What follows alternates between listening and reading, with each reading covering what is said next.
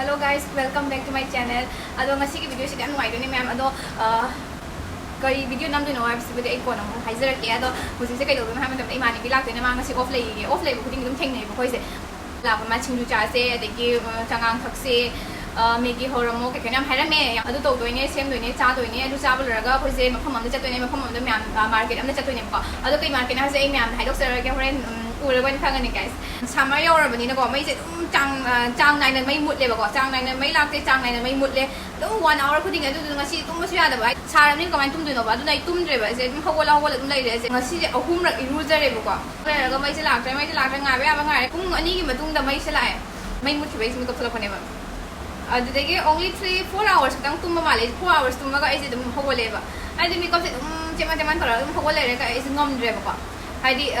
yam nu sa le hai tare akhoi skin da sam theng ba do ai haine de ba samar da adu nai dum samni takatan bu khale ai di sam bu khale ba haine de ba ko smana sai phagat ba je isa da yamna isa je yamna confident le da ba am chizza ba ita de sai khanza ba da kai no da dum nga da dum thada ra ne dum haine da ba dum habi sa ra ba ni na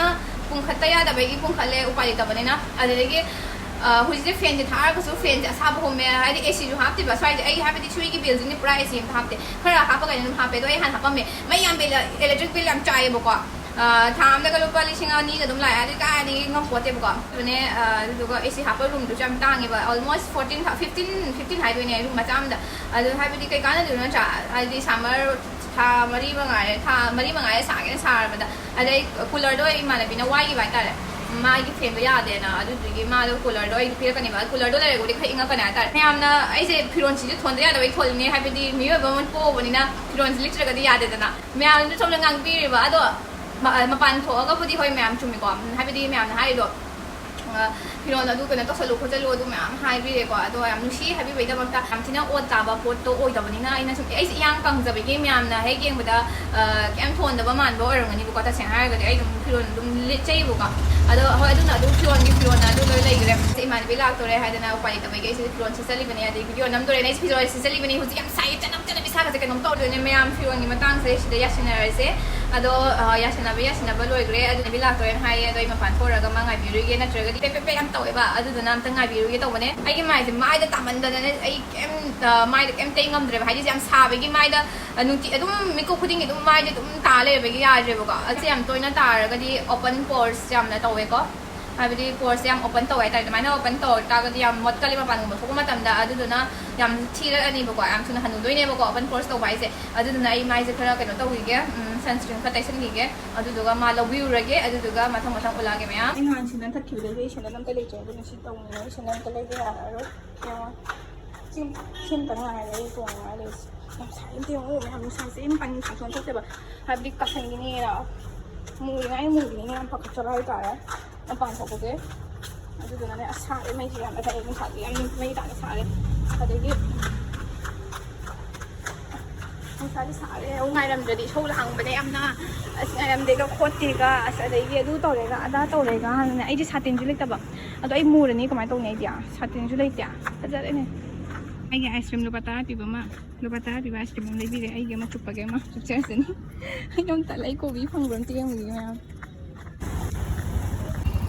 yang wa ba nu bi ne ok to tong ga nu ngai na lai je ngai na so na nung sa na si dro kan ji da hang to yam si jam ta cái nuông ni biết mà che nang ya ice cream lu bata bi me tara bi me ice cream ay ice cream tum me ma ji khale bana ha sai mayam guys nu ice cream cha ba sina khara isa khara ing de na taw bane khara chup bane ice cream se hai cái ipom pom cái lai singo se tingo ti sam ni kam tan le pom mi khang mỗi nó hấp ấy là bà mỗi lần tôi mới quản lý cái lên tập hấp mình nè cây nữa mà nó quay quay ông phụ làm thế thì chúng tôi chụp cái nhà rồi nè tiếp tục lấy cái ô tô câu rồi đó rồi cái kéo thì mà bạn chụp cái đấy thì đi cô mèo yang cái nó seru banget xem mau beauty points này cái gì rồi mà mình biết sao bài bên này không Wala to sa imam sa mo. Kaya nung kung ihaw ka hawe da sa pang gaman ko sa dit. Sila la ramana wala to ito kaya no yang sa imam sa. Spek ka jam nan to mai hinaw si. Ngayon hinaw. Inge wow. ꯀꯣꯡ ꯏꯪꯉꯦ ꯍꯣꯏ ꯑꯗꯨ ꯀꯩꯀꯩ ꯌꯥꯎꯒꯦ ꯅꯪꯗꯣ ꯎꯠꯈꯤꯒꯦ ꯇꯣꯏꯅ ꯑꯗꯨꯝ ꯈꯪꯉꯕ ꯅꯪ ꯑꯃꯁꯦ ꯆꯦꯜꯂꯝꯃꯅꯤ ꯍꯣꯏ ꯁꯤꯗ ꯃꯌꯥꯝ ꯐꯦꯚꯣꯔꯥꯏꯠꯅꯁꯦ ꯃꯦꯡꯒꯣꯁꯦ ꯀꯩꯅꯣ ꯃꯦꯡꯒꯣꯁꯦ ꯃꯥ ꯇꯤꯟ ꯃꯦꯡꯒꯣ ꯀꯩꯅꯣ ꯚꯤꯇꯥꯃꯤꯟ ꯁꯤ ꯌꯥꯎꯕꯤꯗꯅꯤ ꯇꯨꯀꯠꯆꯩꯍꯦ ꯁꯤꯁꯤꯅ ꯆꯤꯀꯟ ꯕꯦꯁ ꯌꯥꯔꯦ 6 ꯀꯩꯅꯣꯃ ꯒ꯭ꯔꯤꯟ ꯃꯆꯨꯁꯦꯕ ꯁꯤꯕꯣ ꯉꯥꯈꯣ ꯑꯩꯈꯣꯏꯗ ꯚꯦꯖꯤꯇꯦꯕꯜꯗꯣ ꯚꯦꯖꯤꯇꯦꯕꯜ ꯅꯠꯇ꯭ꯔꯗꯤ ꯑꯩꯈꯣꯏ ꯆꯥꯅꯤꯡꯗꯦ ꯑꯣ ꯚꯦꯖꯤꯇꯦꯕꯜ ꯑꯩꯅ ꯈꯪꯉꯕꯅꯦ ꯏꯃꯥꯟꯅꯕꯤꯁꯦ ꯄꯨꯔꯥ ꯀꯩꯅꯣꯅꯦ ꯍꯥꯏꯕ ꯄꯨꯔꯥ ꯈꯪꯗꯦꯗ ꯑꯩ ꯌꯥꯝ ꯉꯥꯡꯅꯤꯡꯗꯦꯗ ꯃꯌꯥꯝ ꯑꯩꯁꯤꯗ ꯃꯥꯒꯤ ꯃꯦꯀꯣꯔꯅꯤ ꯍꯧꯕꯤꯔꯤ ꯁꯤ ꯃꯌꯥꯝ ꯍꯩꯅꯧ ꯁꯦꯠꯂꯔꯦ ꯆꯥꯖꯔꯛꯑꯒꯦ ꯍꯧꯖꯤꯛ ꯑꯩꯈꯣꯏꯗꯤ ꯍꯩꯅꯧꯁꯤ ꯂꯣꯏꯔꯗꯤ ꯃꯃꯥ ꯀꯩꯅꯣ ꯗꯥꯏꯃꯩ ꯇꯥꯔꯦ ꯑꯣꯔꯣ ꯁꯤꯅ ꯑꯃꯨꯛ ꯊꯤꯖꯤꯜꯂꯨꯔꯦ ꯃꯌꯥꯝ ꯀꯃꯦꯟꯇ ꯑꯃꯨꯛ ꯍꯥꯏꯕꯤꯔꯛꯇꯅ ꯐꯖꯔꯦꯍꯦ ꯅꯪꯒ ꯂꯥꯎꯔ ꯀꯩꯅꯣ ꯍꯥꯎꯗ ꯃꯥꯜꯂꯦ ꯋꯥꯏ ꯑꯝꯇ ꯊꯣꯛꯈꯤꯒꯦ ꯑꯩꯅ ꯍꯧꯕ ꯏꯃꯥꯟꯅꯕꯤꯒꯤ ꯃꯦꯀ꯭ꯔꯣꯅꯤ ꯍꯧꯖꯤꯛ ꯀꯩꯅꯣ ꯍꯧꯗꯣꯔꯦ ꯍꯌꯦꯡ ꯍꯟꯇꯛ ꯊꯣꯛ ꯆꯩꯉꯣ ꯑꯁꯦꯡꯕ ꯑꯗꯒꯤ ꯁꯤꯗ ꯑꯩꯒꯤ ꯀꯩꯅꯣ ꯂꯩꯔꯦ ꯁꯤꯗ ꯑꯩꯒꯤ ꯉꯥꯔꯤ ꯉꯥꯔꯤꯁꯦ ꯐꯖꯕꯅꯦ ꯏꯃꯥꯟꯅꯕꯤꯅ ꯄꯨꯔꯛꯑꯝꯕꯅꯤ ꯉꯥ ꯀꯩꯅꯣ ꯉꯧꯔꯦ ꯁꯤꯁꯨ ꯑꯁꯤꯅꯤꯁꯨ ꯁꯣꯏꯖꯟꯒꯦ ꯇꯧꯕꯅꯦ ꯕꯨꯛ ꯕꯨꯛ ꯂꯥꯎꯋꯦꯀꯣ ꯌꯦꯡꯉꯨꯅꯦ ꯁꯨꯃꯥꯏꯅ ꯂꯩꯖꯔꯗꯤ ꯌꯦꯡꯉꯣ ꯁꯤꯁ ꯑꯩꯅ ꯕꯤꯠ ꯌꯥꯝ ꯂꯩꯇ꯭ꯔꯤꯁꯦ ꯃꯌꯥꯝ ꯚꯦꯖꯤꯇꯦꯕꯜ ꯌꯥꯎꯔꯝꯗꯅꯅꯦ ꯑꯩ ꯌꯥꯝ ꯊꯥꯖꯔꯒ ꯑꯗꯒꯤ ꯑꯩ ꯍꯥ ꯏꯃꯥ ꯏꯄꯦꯝꯃ ꯃꯌꯥꯝ ꯅꯨꯡꯁꯥꯗꯤ ꯌꯥꯝ ꯁꯥꯏꯀꯣ ꯌꯥꯝ ꯁꯥꯏ ma'am, mango juice below. Ngatan mo kung to sini ko na ako sige kan kan no. Sini kan ako ay tento mo ba? Sure kaya ba ito? Alam mo iman ni ko naman sa ay pora mo today na diade na man lay. Ngasi man ay like diye me ay mori gi kano de ring light se. Mamang si iman ni binan ay gi kano thugay rami ba. Ano ba na sinjuse kan to ri? How to dia male ko. No kana ta pasal ro no ba. Kana pasal ro no kaya no dana. Marudo la korola. Isina. Desarage. Alam mo yung mga video rage hay video ka na to ba eh. May mga ito yung ingre na sila. Yam sai na. Ko yung sana dress up na dra na. Yam sai ko ma'am ano na. Ado ay di sadarage. Juice siyan tak na siya. Yan nga dito. Sada.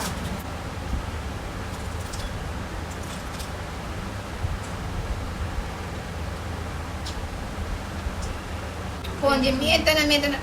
nó số mà bạn thuê phone mày đi room đó lệ phone mày đi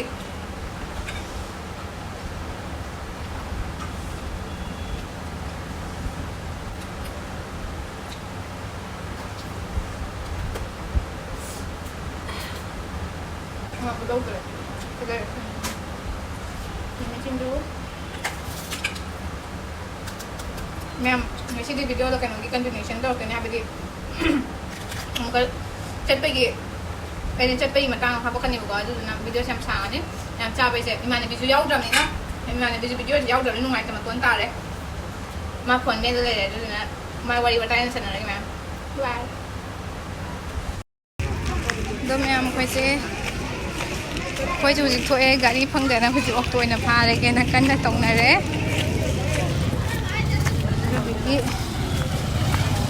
Xong rồi đây sân này liệt bé màn rồi sân chưa ngọ đó yam lap pati na tiba ko yam lap pati na tiba ay manak tikya ay dito na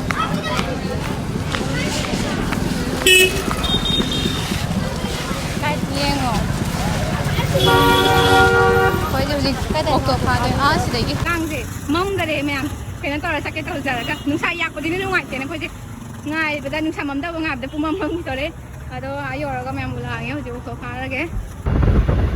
mamda ra ko yi view se fa zai ma'am chou lang ko da video na ko chou chu na ai la ya na mo ya da yu yang ga ai na to to lo ko se di video ngawang mali pe ko ji da ko dia ro sa ha so dai ni society man da asira no restaurant ma'am hang ma de ba chị chưa được sẽ đặt cái đâu đi mới thấy là anh em nó xài mình đây tiền tiền tiền này mong bên hàng này quay xe check đâu chị si ông sẽ check đâu được luôn dress nữa thì chấm chấm nó không có sẽ làm cái này tăng comfortable oi ba happy đi xa ba da ngak ꯅꯨꯡꯉꯥꯏꯇꯕ ꯑꯩꯁꯨ ꯀꯇꯟꯅꯦ ꯁꯤꯜꯂꯤꯁꯦ cotton ꯁꯤꯁꯨ cotton ꯉꯥꯛꯇꯅꯦ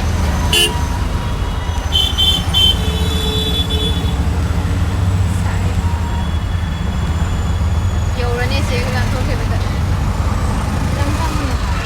설정이 시청부도 누가있다고. 람비도 누가있대봐 정부이도.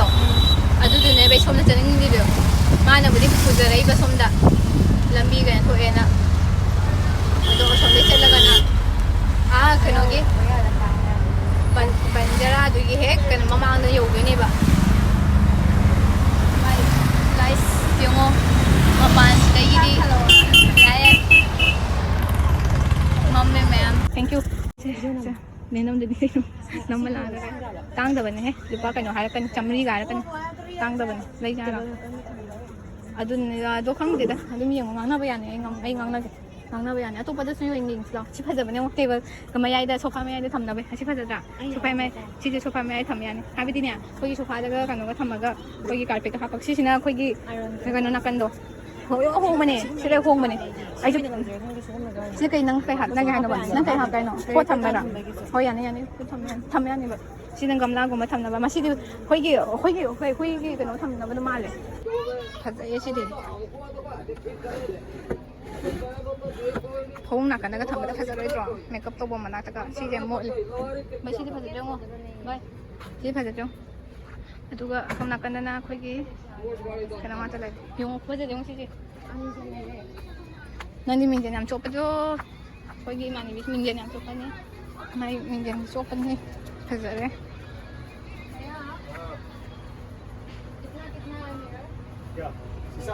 कौन सा वाला? Price range बता देना। ये 2500 क्या है ना? 2500 2500 है बा, 2500 है बा। और ये छोटा वाला एटलीस्ट एक बार बता देना प्राइस कैसा ये राउंड और ये कितना 2500 2500 3500 3500 जम तांग है। हाँ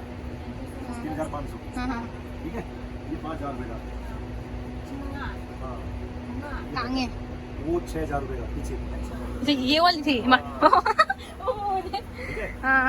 2500 3500 3500 पैसा है। 3500 시주 파자예 시기 오지죠 뭐 쿨러 지는 거에 링가 나오라게 오나 시기 파자예 거 시주 아주 시주 좀 링게는 떠라가 बाय 시기 राउंड 시기 파자예 है ये पिक पिक्स ये बहुत अच्छा है ये सेल हो गया माँ से सेल हो गया इसलिए पैक कर दिया भाई कितना का आते हैं ये भरा वाला ये हाँ ये बेचा है 15000 रुपए का 15,000 अब तांगी भाई मेरा दी तो मसाई नहीं तांगे तो मसाई मेरा दी तुम तांग बने अब इतना हाफ है हाँ हाँ एक हमारे पास रखा है इसका अच्छा ऊपर अच्छा का हाँ हाँ ओ छोटा अच्छा अच्छा अच्छा अदु खलो नंग पामदी माई प्राइस है याम याई को अदो आई ताहालखिगे नंग मोंग खतंग निको आई मुंग ताहालखिगे लो सी मिरर से याम फजमने आई मनिंग गिसिने याम पामी मनिंग गिस याम फजवान आउ फिट चेक तो याम नुंगाई दोबा मिरर नि बाई सिउ मनिंग गिसेंगो को फाजजो 이 파세요? 딱 이만해 이제 그러면은 강이네 강해 năng chẳng vào này thật ra bên này xin đồ bên ngã tay tôi sẽ chỗ bên đồ bên tôi ấy hãy đang cái nó tôi bây giờ rồi gì mấy một thắc rồi chi nhiều một gì thật dễ chỉ bộ làng cái chứ cái nó cái fruit cái hạt à đây cái nó là mà tại hạt nó thật dễ mà tại thầm à đây cái có cái mì rồi chứ thật là đâu phải làm sao mì này ở đây room tôi làm chi bên này cái tổng cái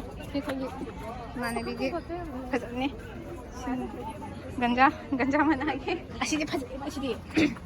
si mo ngam tai ba nakana thamman fazane se ha fazabane si jo adoi ping ma chu ma lai yo fazaba bai sidai tahan ba yani sigi ping ma chu lai ke sa ha close kar ti ek mai jo moi jis mai yum sa lai jo mani video na ni mag ama lai ga se ai ping ama lai ga se bai reject phatani yung ko hoi nung dang khang da ba ga yaw bani ba masih phatai masih di yang phatat tho भैया अच्छा दीदी price बता दीजिए ना पचास जो का है आज भैया दीदी ये खराब वाला भी है बता देना ठीक से 50 का प्लेट के साथ छांट लो, ठीक है? नहीं नहीं नहीं यार, ज़्यादा बोलते हैं, मेरे पे बार बार आ गया था। 100 रुपए का एक देते हैं प्लेट के साथ। नहीं नहीं नहीं, मेरे को पता है, पहले मैं ये बड़ा वाला भी लिया था। हम थोड़ी में दूंगा, छांट लो, ये वाला रेड वाला मेरे पास भी है। छांट लो। नंग कम खंडे खंडे क्या दे रहे हो? आई नहीं लोगे बोलो। नंग को ngako bai ai ngam nagi nang yam hibi tap tane ye pem tawe ngom chapina bam noi doi doi बोलो दीदी। hada ye shi shet shet wen lapane ek baar to dekh hai do na asi ki strawberry sine yam phajai se si strawberry oi bis karmano ma phajai ye ombre ko ga ko phajai thangalo ying ulo sida phajade youtube number ga youtube oi ni ni sibu ali basket ki dam ulo se phajai ye basket ki do phajai ai kap lai ru sa mana ba le ha le hap te ni do phajai draw ma si ki nun gan ja mana ise mo ango bas nade phajai ha bani kasabi ni do ngo kino se yengo ma si ya phajai draw yam na ken oi draw asi ti ko ya siung ba je ma nang pa mai da nang ba asi le ba ka pi ge ta hong ba ko ado ho mo chu phang ni ba ai ngo na siung ba le kap am de le didi ये की price बता दीजिए ना तांग आई के लिए पकड़ ले yang kai da nang sai ga da yo yang dai kap to di ni ba ऐसे पौधे में आपको क्या क्या चाहिए निकाल। asi tang ang ni ma su khang ang ni tang ang ni hello ये कितना का है? ये आपके सामने 35 होय कितना है? 35 तल्ले नो कनो नंग नम हेती हाँ। नंग नुई दुगै नो याम हेती एक्टिंग तौबा दु नन नंग तंग ngang na ba हेती दो नहीं बेटा। लास्ट तक कब कर बता प्रेस कर बताओ दे आप बता दो कैसे बताओगे 3000 कर बताओ ना ठीक से कितना बोलो क्या देना है भाई नंग से कल्लिंगो पोट अमा लेबे मतम ने सौ लांगना स्माइल सुम चा तारगदि ने पोट अमदा फंगोय नंग हुजिकि लेगा लाई दबि चखरि बेंगो मीना कै नुंगाय रे मचा गिदु खर कन बजे अखोइन मतम मांगहलि मैम दुगा माने जो मांगा। चुमे बा मान फतबैने अदु ता अखोइन सिंगिदना अदो आई पंगबदि नते नंग लाकमिने से कनो मालुरबो आ लौथ्राउ दगि लाको मालुरबो और भी है अंदर सौ लांग मीना ले मरों खंगमदे आंगे मैम से असिले नन असि पाम तादि फजै आई फोटो कापा लाके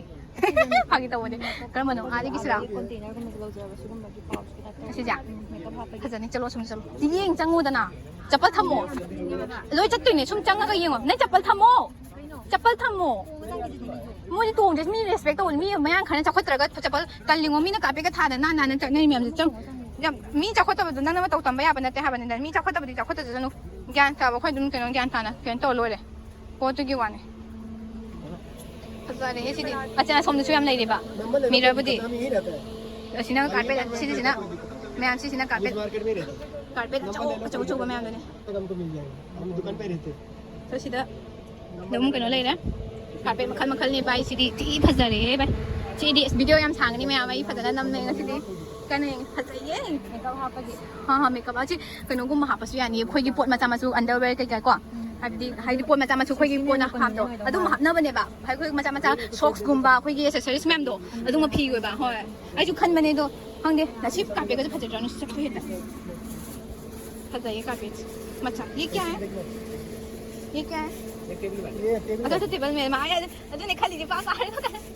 अदु कई नो ना हो फसै नंग असि दे पामरा माना या बो ना ने बो सोइ से सिसिने याम पामजरि जाइना खलो यंगो असि दे यान ने असि फदा दे ने बा यान दे गी पति ओमा तो ने जे फदा कस इधर भी बांध जाना ये ना kana kani chamo asina khoi gi toilet ki thamna bu do khoi gi carpet to ai gi carpet lai tana toilet ki thamni ngai gi aina kaino toraga ai gi carpet na sema ga thamba adu gi ne so ai su si di pam bane do mathang la le ge adu si da phada ba carpet myam si le re adegi myam phada myam le re bo la cha ma si di aina tek to re maning gi phada ye kan sai no maning gi mira si di mai ma si di aina tang sofa am tang le ga हम भी दिखाने बने हैं देश का से बली सिंह में पीना मंगा दुबा चनी दे यात्रा पे फिबम दो यम तल्ले बा असिदा फजबम से ले पिंग मचुगी असोमदा लाइन में चले असि बोल दे योरुगी से अदुगो सोमदा हला से असिदा योरुगी से अदुगो सोमदा हलक साबने कइनो ने लाकमिना रे कने इ ngawida फजब से मैम ले से मैम तुम हाबिदिंग फजना पुबी देगे मते एमा को मैम से अदुगा I think ngasi di video na mo la ba ne phadana yingalage na me am se du du gi ai di kem le roi What is athara so? 1800 habi ne me nang ji kalle ngo sem ba yam la lai ra so hai taw ni gi asi pon ta ne yingo no ki jai no pi ni yom se hona mo la ga mo lai jaga sau bi do mo a hoi mo chai bi ba do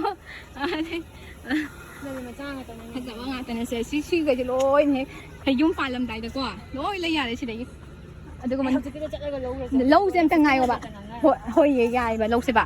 ꯑꯗꯨꯗꯤ ꯂꯦꯝꯅ ꯐꯝꯃꯒ ꯆꯞ ꯃꯥꯟꯅꯔꯦꯕ ꯅꯪ 1500 ꯍꯥꯏꯔꯒꯗꯤ ꯀꯩꯅꯣ ꯌꯥꯝ ꯊꯤꯅ ꯂꯦꯝꯃꯦ ꯚꯥꯏ ꯁꯦꯝꯕꯅꯦ ꯅꯪ ꯍꯥꯏꯁꯦ ꯑꯁꯤꯗꯤ ꯑꯩꯅ ꯊꯥꯏꯅ ꯇꯥꯟꯅꯔꯝꯕꯗ 12000ꯒ ꯍꯥꯏꯔꯛꯏꯅꯦꯕ ꯑꯩꯅ ꯃꯃꯥꯡꯗ ꯂꯩꯒꯦ ꯇꯧꯔꯝꯃꯦꯕꯀꯣ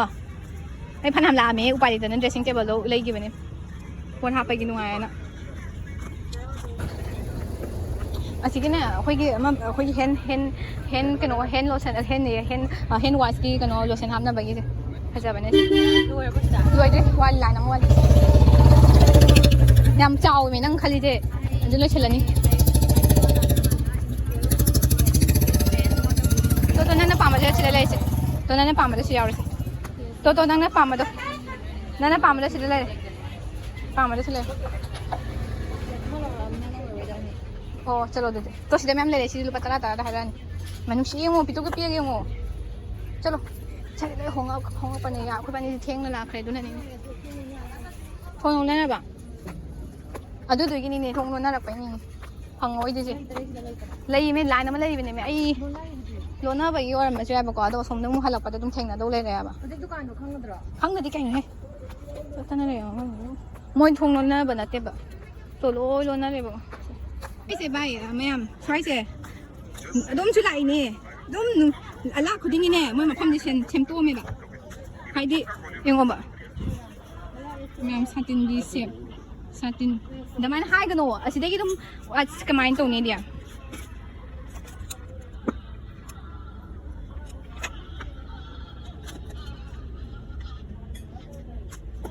ꯑꯁ ꯀꯩꯅꯣ ꯁꯤ ꯌꯥꯝ ꯀꯩꯅꯣ ꯇꯧꯋꯦ ꯅꯪ ꯁꯤꯗꯤ ꯑꯄꯤꯛꯄꯁꯦ ꯀꯃꯥꯏꯅ ꯇꯧꯒꯦ ꯍꯥꯏꯅꯣ ꯈꯤꯇꯪ ꯑꯁꯣꯝꯗꯒꯤ ꯑꯗꯨꯅꯦ ꯑꯗꯨꯗꯨꯅꯅꯦ ꯑꯩꯅ ꯅꯪ ꯁꯤ ꯀꯩꯅꯣ ꯍꯥꯞꯅꯅꯕꯅꯦ ꯁꯤ ꯑꯣꯏꯕꯗꯤ ꯌꯥꯅꯤꯗꯣ ꯐꯦꯟ ꯍꯨꯝꯕꯗꯨꯗꯒꯤ ꯃꯈꯨꯝ ꯀꯨꯞꯄ ꯑꯃ ꯂꯧꯋꯣꯃꯦ दीदी ये कितना ऐसे गंदा है तल नहीं सांग हाँ देख लो कनो तो ये ने मसी फजई ओइ फजनी ये सिदि काम ngange si wa se fजई si ओए फजई बसी दीदी कितना है ये फजई si asi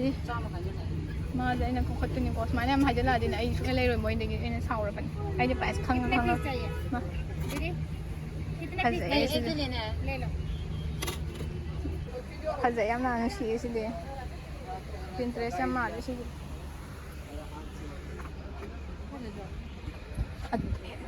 foto Tang kut pa ma yang age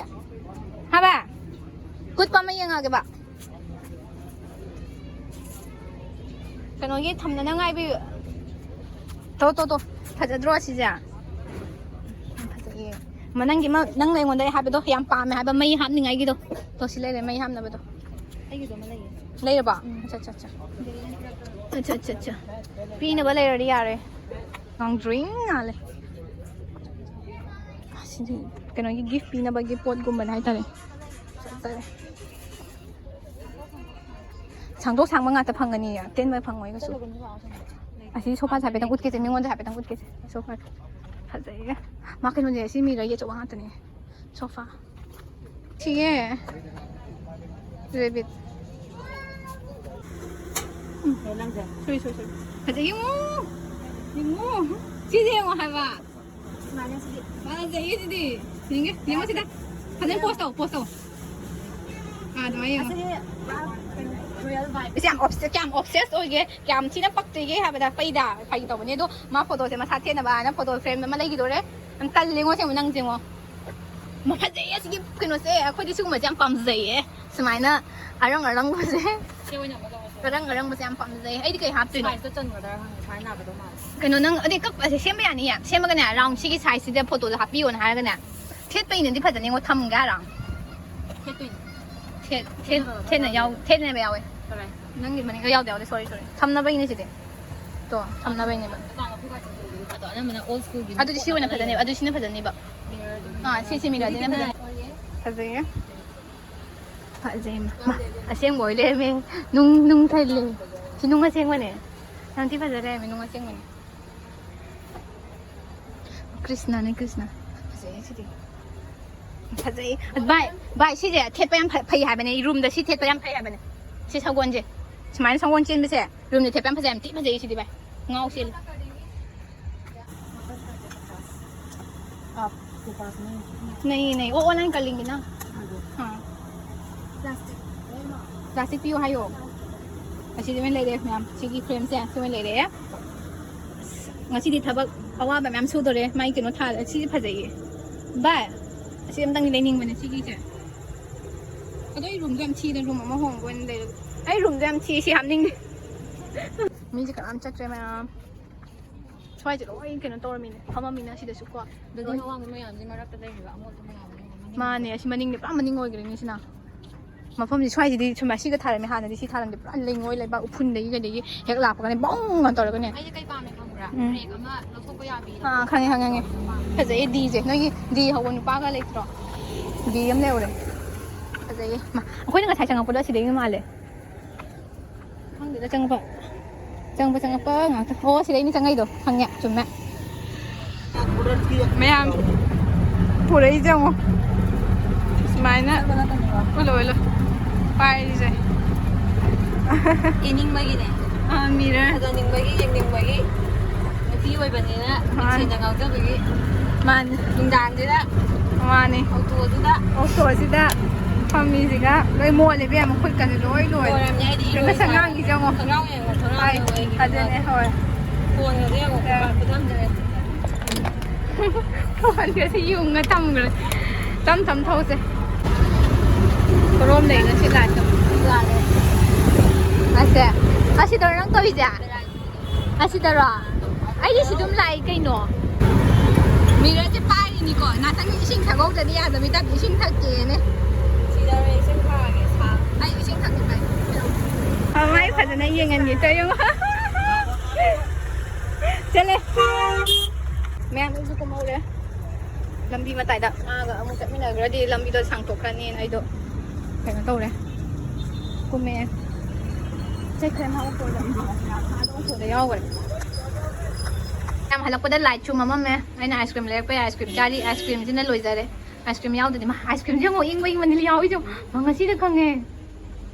नादि ngasi da उबदो खंगबदि नुम खंगे को यंगने